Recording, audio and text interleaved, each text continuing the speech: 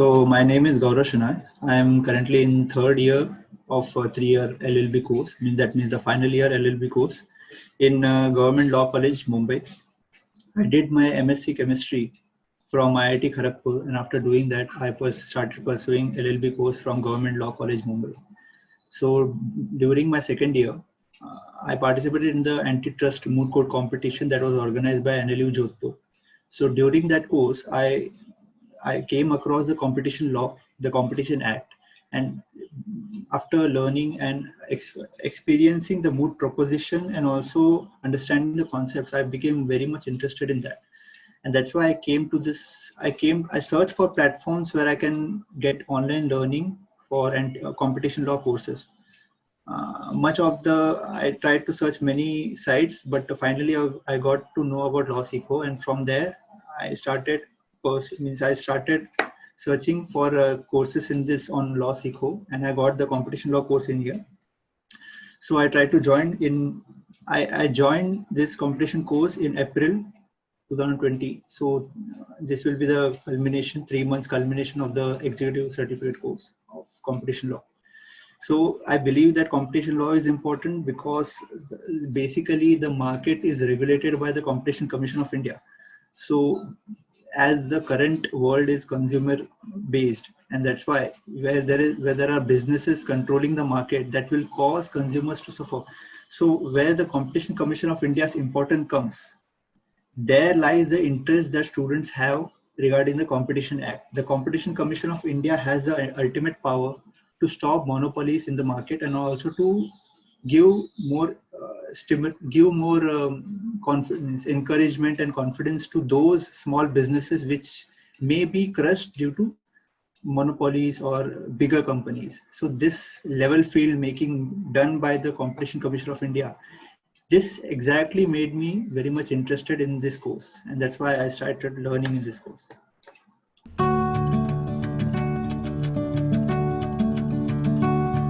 So the competition law is basically divided into two parts.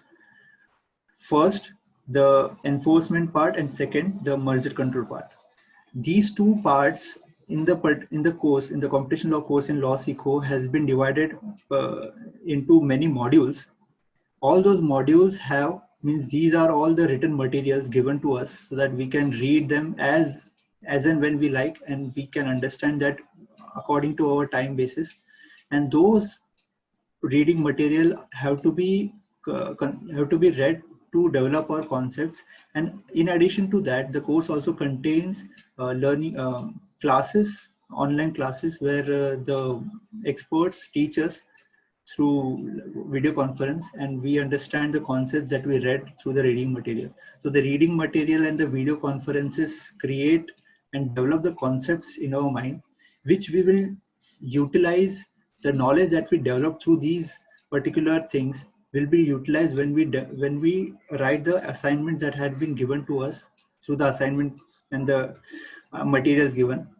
So every week there is one class. So after that class, before that class, assignment is given, so that based on the class and the teachings in that class, we are asked to write that assignment and complete it in 1 week before the next session's class.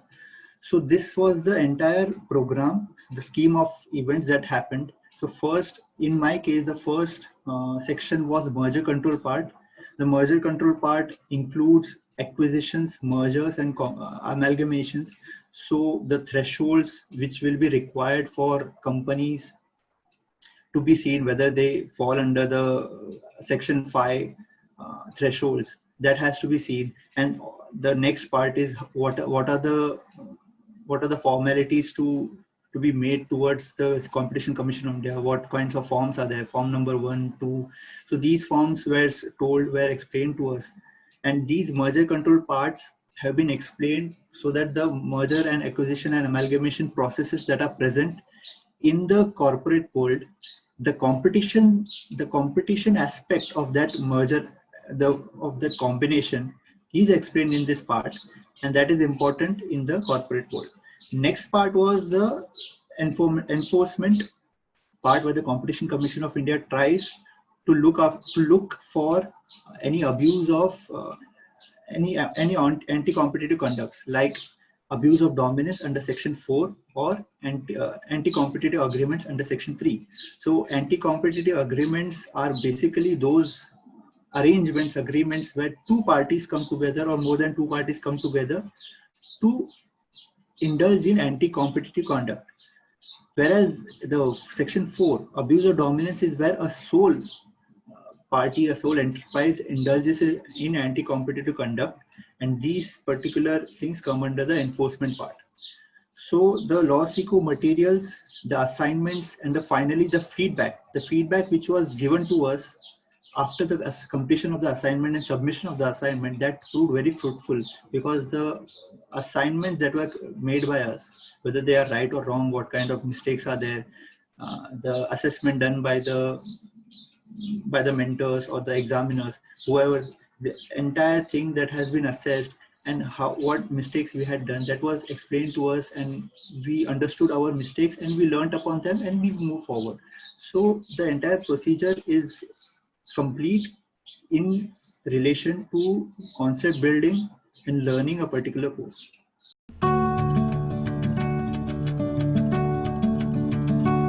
So particularly the course is tried to make it look like a beginners to a moderate level difficulty course.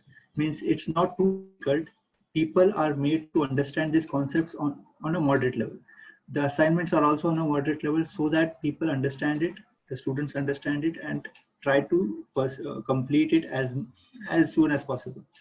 But the question is, these assignments, these are tried to test our abilities. So let's say an information under section under the under the enforcement part, the information or the form number 1, 2 that are part in the merger control part, these really in the real scenario take time to complete, and there are many facets in that, aspects in that, that need to be covered.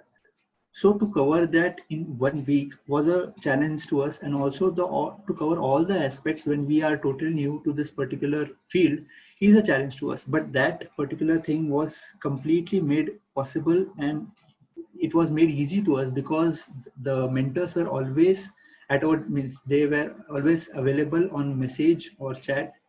So they asked us to ask any doubt whenever we required, whenever we felt any doubt, we came across any doubt, and to clear that as soon as possible.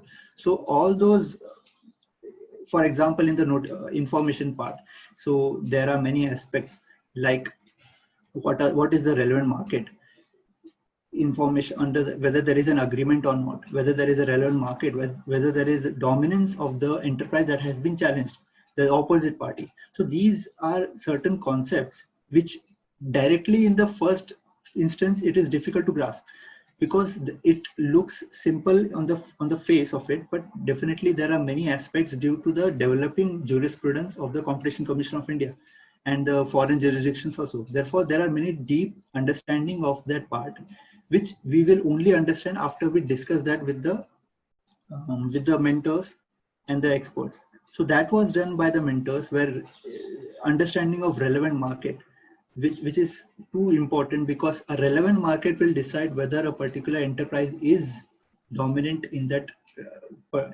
market or not, whether the entire case will make it is possible on that enterprise or not.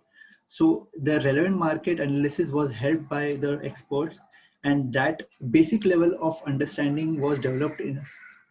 In similar manner, other concepts were also developed, like the thresholds of the merger control part, or the exemptions provided under Schedule 1 of the combination regulations of the Competition Commission of India, the Competition Act.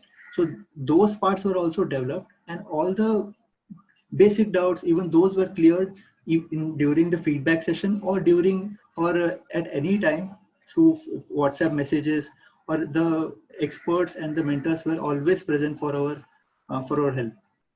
So that was helping us a lot.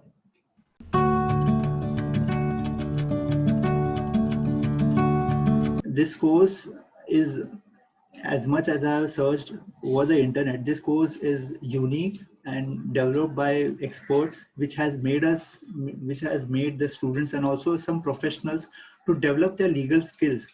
in the legal fraternity, in the legal field. So in this particular juncture, when there are emerging laws like data protection laws or the e-commerce laws, so these laws which we are required to understand, that will be helpful through such such sites, websites, such organizations which provide us learning through online courses, because professionals and students will not be able to take courses on a direct basis, like through attending classes, or that is not possible because professionals are engaged in their businesses and students are engaged in the school colleges. So definitely such online courses will help to develop that additional skills and to develop a further edge over other students or other professionals. And the expert level understanding of the field is particularly available on LawSikho, and that's why the basic and also the difficult concepts entirely will be learned by a person if he starts to learn through this course. And if a person dedicates his time and energy in this course, he will be able to be ready for the legal field by developing the skills for the future practice in that particular area. So I will definitely recommend, I have recommended it. The certain thing is, people expect that there should be no fees to a course, but definitely this particular course is too less, means the fees is too less according to the knowledge and the amount of knowledge and amount of information that has been provided, the amount of skills that I have developed. This particular thing is way above than what we learn in the college, and that's why I believe the LawSikho course is it's great, and people should opt for it if they want to learn more skills and be ready for any kind of legal challenge they face in their practice areas.